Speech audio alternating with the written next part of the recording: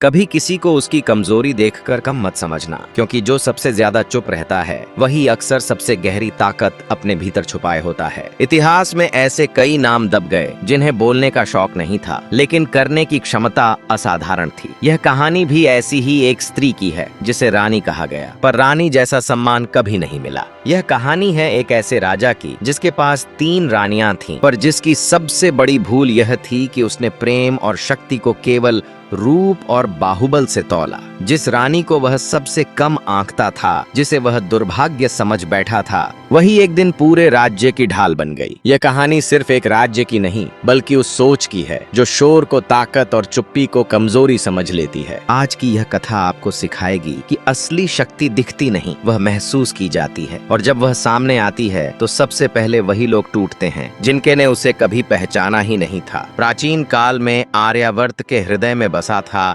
एक समृद्ध और वैभवशाली राज्य सूर्यगढ़। इस राज्य पर शासन करते थे महाराज अभिनव सिंह, जिनका नाम न्यायप्रिय, अनुशासित और कठोर शासक के रूप में जाना जाता था। सूर्यगढ़ की महिमा और महाराज अभिनव सिंह की प्रतिष्ठा सर्वविदित थी। उनके दरबार की 3 रानियां भी अपनी अलग अलग विशेषताओं के लिए जानी जाती थीं, लेकिन उनमें से 2 ही वास्तव में दृश्यमान थीं। महारानी चंद्रलेखा रूप, रणनीति और राजनीति का एक ऐसा जीवंत प्रतीक थीं कि उनकी एक नजर से समझौते बनते बिगड़ते थे। दूसरी महारानी सौम्या अपने वीरतापूर्ण स्वभाव और युद्ध कौशल के लिए प्रसिद्ध थीं। सेना के लिए वह एक जीती जागती प्रेरणा थीं। फिर तीसरी थीं रानी अनामिका।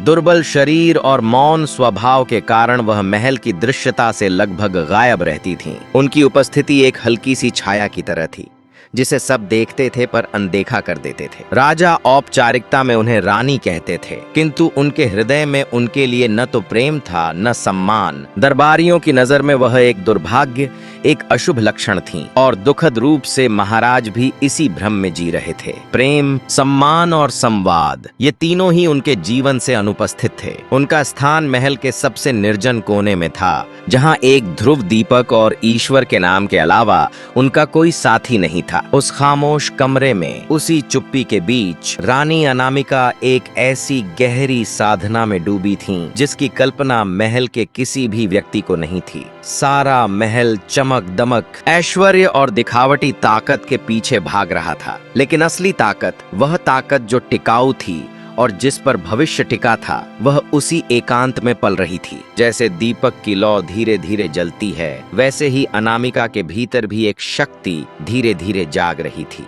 यह कोई आग नहीं थी जो दिखती, बिल्कुल एक ऐसी चिंगारी थी जो अंदर ही अंदर सुलग रही थी। और वह दिन दूर नहीं था जब यही छोटी सी चिंगारी पूरे साम्राज्य के अंधेरे को रोशन करने वाली थी। अनामिका का जीवन तो अपमानों का लंबा सफर बन चुका था। दासियां उसे आखिरी रानी कहकर चिढ़ाती, दरबारी उसका नाम तक लेना जरूरी नहीं समझते। राजा महीनों तक उससे बात नहीं करते, और अगर कभी करते भी तो बस रोबीली औपचारिक बातें। लेकिन अनामिका ने कभी मुंह नहीं बनाया, कभी शिकायत नहीं की। हर सुबह वह सबसे पहले उठती, मंदिर जाती और पूरे राज्य की भलाई की दुआ मांगती। लोगों को लगता था कि यही उसका काम है, बस पूजा पाठ करना, पर असल में वह खुद को तैयार कर रही थी। उसने चुपचाप वेद, नीति शास्त्र और आयुर्वेद की गहरी पढ़ाई की। उसे समझ आ गया था कि असली सत्ता का मतलब है सेवा करना। जब किसी गांव में बीमारी फैलती तो वह चुपके से दवा भिजवा देती। जब अकाल का डर होता तो अपने गहने बेचकर अनाज के भंडार भरवा देती, बिना किसी को पता चले, बिना किसी श्रेय के।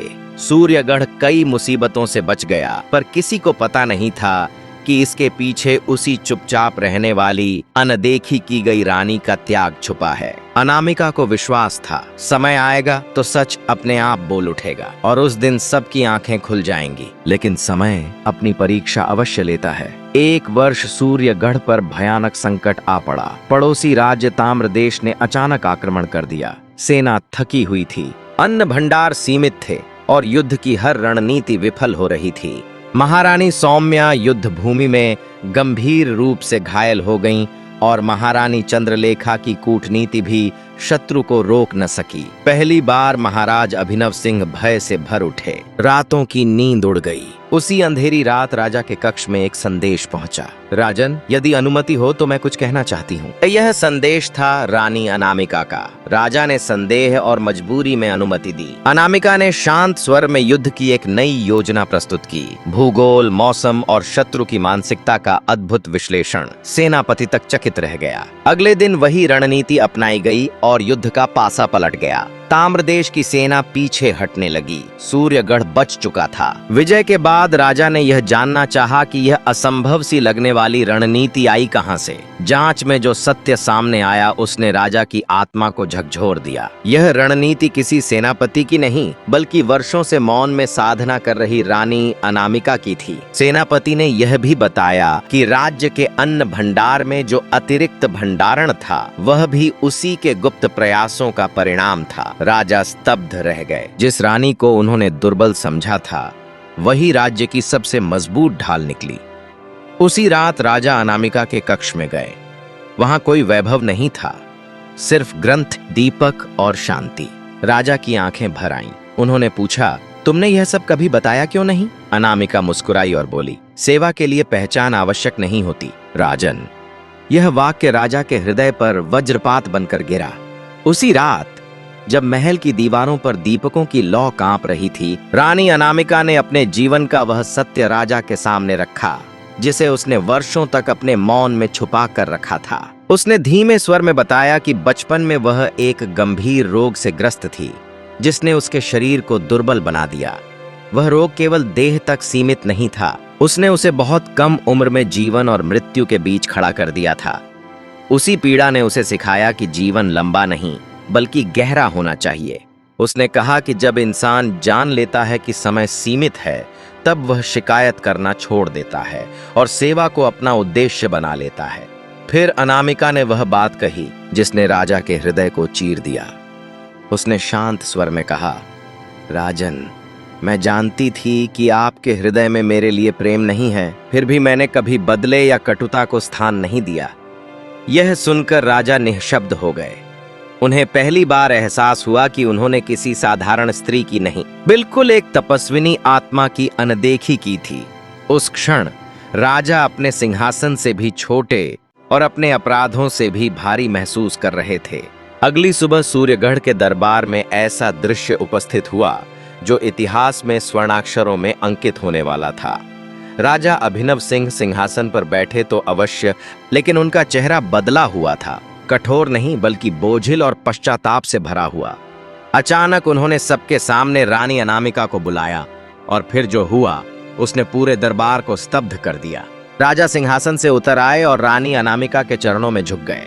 उनकी आवाज कांप रही थी जब उन्होंने स्वीकार किया कि उन्होंने जीवन की सबसे बड़ी भूल की, सच्ची शक्ति को कमजोरी समझने की भूल। उन्होंने कहा कि जिस स्त्री को उन्होंने उपेक्षित रखा वही राज्य की वास्तविक रक्षक निकली। उसी क्षण राजा ने अनामिका को राज्य की प्रधान मार्गदर्शक घोषित किया।